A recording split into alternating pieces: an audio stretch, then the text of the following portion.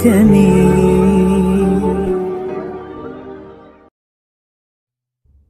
Assalamualaikum, waalaikumsalam warahmatullahi wabarakatuh. Ustadz izin bertanya, apakah hukum berkorban sedangkan orang tersebut belum diakikah ketika masa kecilnya? Mohon penjelasan. Makasih Ustadz. Baik, ya semoga Allah rahmati saudara atau saudari kita ini beserta keluarganya dan menyertakan kita dalam pemberian rahmat Allah dimaksud. Pertanyaan ini saya duga juga mewakili sebagian saudara-saudari kita yang punya pertanyaan atau persoalan yang serupa, atau boleh jadi ini pun nanti akan bercabang kepada persoalan lain seperti apakah boleh kurban disatukan dengan akikah dan hal-hal sejenis lainnya. Baik, kita coba uraikan dulu dan seperti biasa kita pahami dulu dasar persoalannya sehingga pemahaman kita bisa lebih lengkap dan terukur, serta dari ukuran itu bisa menunaikan amalan dimaksud dengan lebih baik. Ya Ustadz, bisa nggak saya satukan kurbannya dengan akikah ini? Baik dalam kasusnya serupa di sini, misal lahiran anak pas menjelang Dzulhijjah, ya kan? Begitu lahir, pas waktu-waktunya mau kurban, bisa nggak di hari ketujuh ini atau kelipatannya misalnya saya sekalian kurban sekalian akikah? Ya. Atau tadi saya mau sedekah, bisa nggak disamakan sedekah dengan kurbannya? Nah, di sini para ulama terbagi pada dua pendapat utama. Yang pertama, teman-teman sekalian, ada di kitab Musannafnya Ibnu Abi Syaibah. Itu keterangan bahwa pendapat pertama diwakili oleh kalangan mazhab Hanafi, kemudian Hambali, juga ada juga pendapat dari Imam Al-Hasan Al-Basri, ya, Hasan Al-Basri, juga ada tambahan dari Ibnu Sirin, ya, yang cenderung pada pendapat bolehnya menyatukan dua ibadah ini, ya, dengan satu pelaksanaan.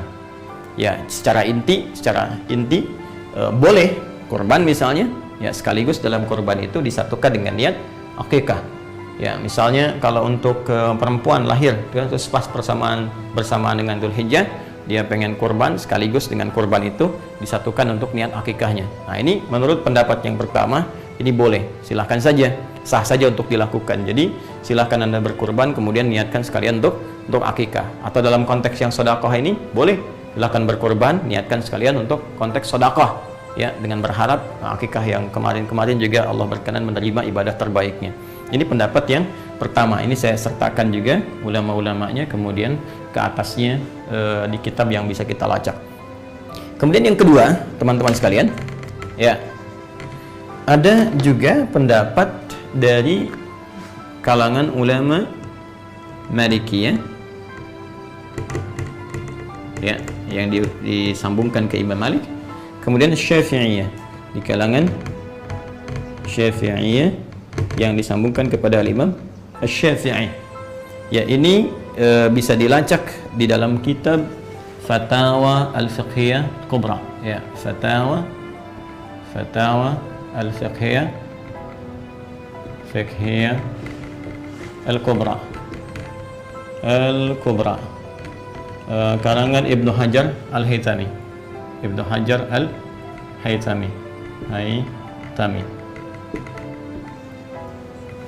Nah, ini menarik pendapatnya. Ya, sebelum beliau mengurai boleh atau tidaknya, yang paling menarik beliau uraikan dulu esensi dari ibadah ini. Ya, perhatikan baik-baik. Teman-teman sekalian, akikah seperti kita ketahui itu ibadah yang ditunaikan untuk bisa dengan ibadah itu diharapkan menjadi pengarah kepada anak dengan izin Allah supaya tumbuh lebih baik di masa depan. Karena itu ibadah ini spesifik ditujukan kepada anak. Kalau dalam bahasa kitabnya fidaul walad, ya, jadi penebus anak. Ini ibadah untuk anak sebelum dia dewasa.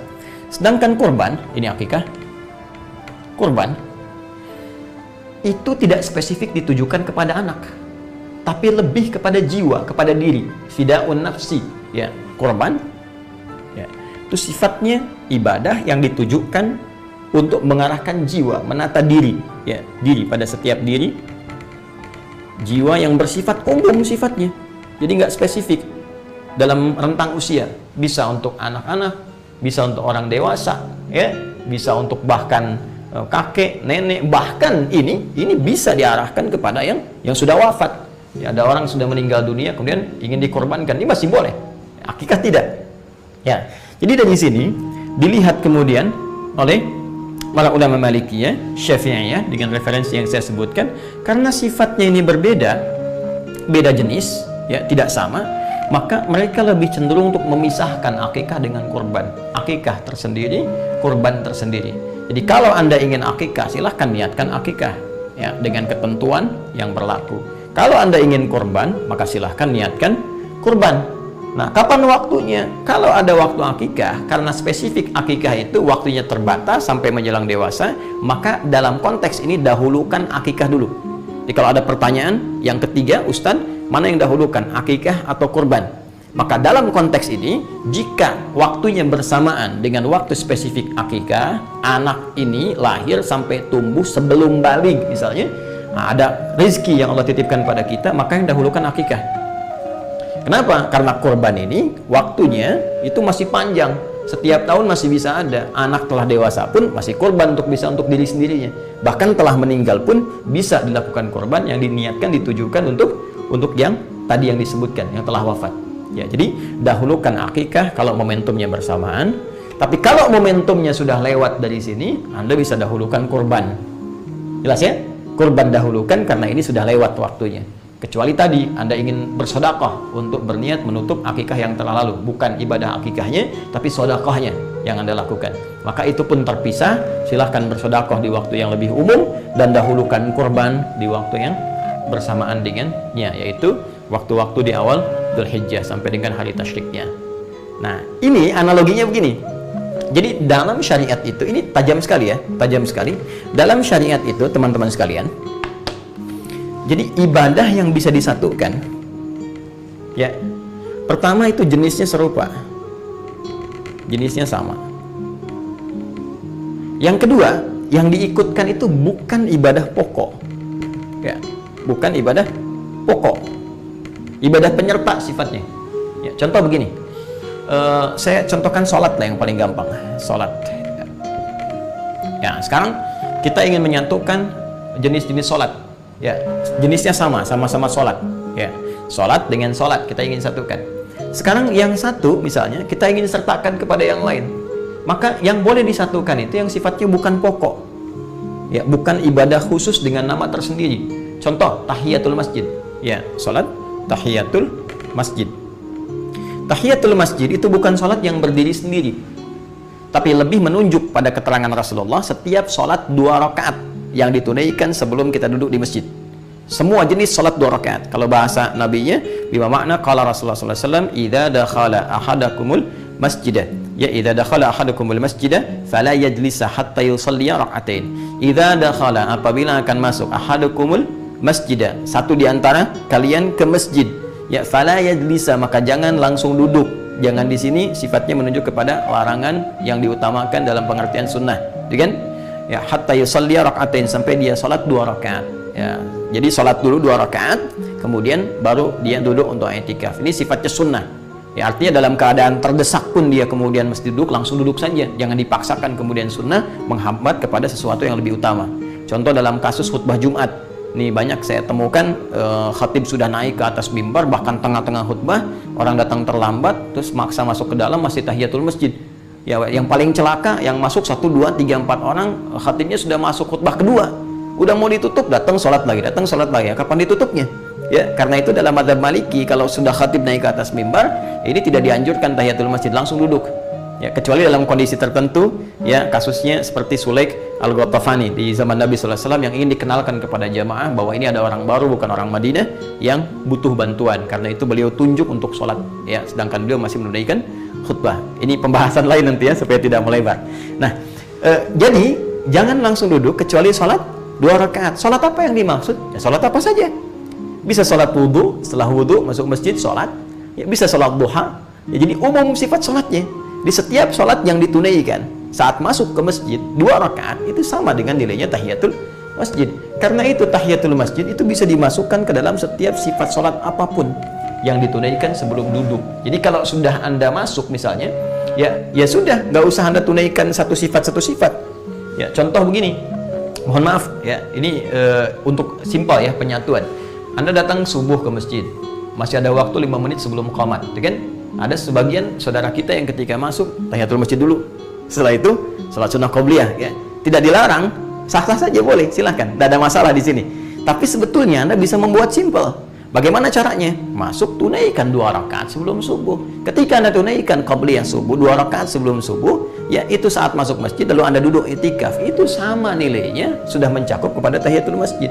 Ditunaikan satu sholat sudah mencakup 2 sholat di sini, ya, disatukan dalam satu ya syariat yang sama, dalam satu pelaksanaan yang serupa. Jadi sisanya tahiyatul masjid digabungkan dengan tadi qobliyah subuh, ya, niatnya qobliyah subuh, penamaannya sudah masuk tahiyatul masjid dengan sifatnya. Dari situ sisa waktunya Anda gunakan untuk berzikir, bisa berdoa, kan mustajab ya, di antara adzan dengan iqamah. Ya, dengan demikian Anda teruskan amalan-amalan lainnya. Ini menyatukan 2 jenisnya sama-sama sholat, yang satu bukan pokok. Nah sekarang gini, akikah dengan kurban, jenisnya sama nggak? Sama-sama nyembelih hewan, ya kan? Sama-sama menyembelih kan? Bahkan hewannya bisa sama, kambing kan sama kan? Baik, kambing dan sejenisnya itu bisa ada kesamaan. Cuma sekarang, apakah yang satu pokok, yang satu bukan, atau dua-duanya pokok, satu ibadah yang terpisah? Nah, ternyata setelah diteliti, ini dua-duanya menjadi pokok dan 2 ibadah yang terpisah. Kurban, akikah. Bahkan batasnya tertentu. Akikah punya batas, kurban juga punya waktu tertentu yang boleh jadi tidak sama dengan batas akikah. Karena ketidaksamaan ini, maka ulama Malikiyah, Syafi'iyah tadi yang disampaikan dalam Fatwa Al-Fiqh Al-Kubra, kayak Syekh Ibnu Hajar Al-Haytami mengatakan lebih cenderung untuk dipisahkan, ya, dengan waktu-waktu tertentu seperti tadi uraian telah saya sampaikan.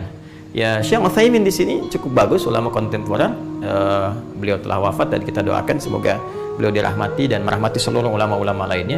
Saya sebut Syekh Utsaimin untuk mencontohkan sikap ini loh, yang tadi. Beliau itu kan Hambali, jadi pengikut di mazhab Imam Ahmad bin Hanbal. Kemudian juga salah satu ulama yang sangat istimewa di rezim Saudi yang sekarang ya. Dan beliau telah wafat dan beliau punya corner ya, pojok Syekh Utsaimin di Hotel Sofwa. Jadi kalau Anda masuk ke Hotel Sofwa, masuk dari pas jajar dengan Masjidil Haram itu lurus, sampingnya Zamzam persis nempel ya. Anda lurus masuk, kemudian dari situ naik eskalator pertama, masuk, kemudian ada toko-toko, naik lagi satu eskalator ke atas lagi ya. Begitu naik eskalator ke atas, sebelah kanannya ATM, tukang es krim, balik ke kiri. Nah, dekat ke kiri itu langsung ada pojok Syekh Utsaimin di situ. Jadi Anda bisa lihat. Terus naik lagi ke atasnya, itu sofa ya, sebelah kanannya tukang cukur, 30 real. langsung bersih gitu. Nah, itu ada di situ. Syekh Utsaimin cukup menarik. Beliau itu condong kepada mazhab Hambali sebetulnya. Ya, kata beliau bisa disatukan, tapi akan lebih bagus kalau menurut saya pribadi, kata beliau, bisa dipisahkan. Jadi kalau ada anggarannya, kalau anggarannya itu bisa mencakup 2 ini, kata beliau akan lebih bagus kalau dipisahkan. Jadi mengambil yang pertengahan, satu untuk akikah, satu lagi untuk kurban. Saya ingin menunjukkan betapa sikap para ulama-ulama itu begitu objektif, begitu teduh, kan? Kemudian saling menghargai pendapat yang lain, saling mencari jalan tengah. Terus tidak ada berniat untuk menjatuhkan, mencela, apalagi ingin menganggap yang lain mesti turun, yang ini mesti naik, tidak. Dan itu sebetulnya bagian dari karakteristik yang harus dimunculkan dan kita saling mendoakan. Nah, untuk itu kembali kepada pertanyaan tadi, kita simpulkan bahwa dalam konteks ini, bagi yang sudah masuk dewasa, kan, melewati batas masa baligh, akan lebih baik kalau ada kelebihan rezeki bisa bersedekah, kan, dan salah satunya diniatkan bisa menutup akikah yang telah lalu, kemudian ya sampaikan masa iya kemudian akikah lagi, kemudian cukur lagi sampai botak. Terus namanya ditetapkan lagi, kan, juga harus ada penyesuaian. Kemudian yang kedua, jika ada bersamaan akikah dengan korban, mana yang didahulukan? Saya pribadi tadi lebih cenderung kepada sikap yang diambil oleh para ulama Malikiyah, Syafi'iyah. Jika memang ada rezeki yang berlebih, kita bisa pisahkan antara akikah kemudian dengan kurban, karena ini 2 pokok ibadah yang berbeda, yang tidak sama. yang ketentuannya juga memiliki ketentuan masing-masing. Jadi kalau waktunya pas anak itu lahir, saya lebih cenderung akikah dahulukan, ya, karena kurban bisa masuk di masa-masa berikutnya. Walaupun Ustadz, bagaimana kalau anak itu wafat? Kan bisa kurban diniatkan untuk anak, tapi kan nggak bisa akikah diniatkan untuk anak kalau anaknya sudah wafat, ya. Baik, jadi dahulukan akikah dulu. Nah, kalau terbalik situasinya sudah dewasa, maka dahulukan kurban dulu. Ya, karena waktunya khusus. Nanti setelah kurban, kalau Anda ingin bersedekah mengganti yang akikah, maka itu silahkan dengan segala kelapangan, dan semoga Allah menerima amal ibadah dan merahmati kita semua.